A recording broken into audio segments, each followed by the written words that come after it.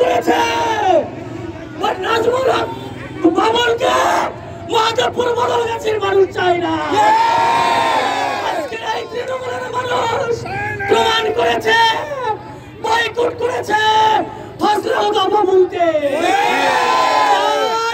আমি বলতে চাই মাধবপুর বদলগাছির আসনটি অবিলম্বে পরিবর্তন করে জনি সিদ্দিকীকে এই আসনে আবার পুনরায় ফিরে দাও।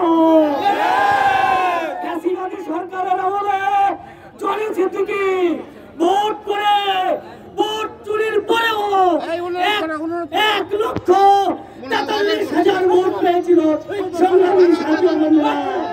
আমি অনুরোধ করব, আমি হাতে পায়ে ধরে অনুরোধ করব আমাদের দেশ নায়ক তারেক রহমান এবং বিএনপির সংগ্রামী মহাসচিবের কাছে উনি যেন এই আসনটি রক্ষার জন্য, ধানের শীষের জন্য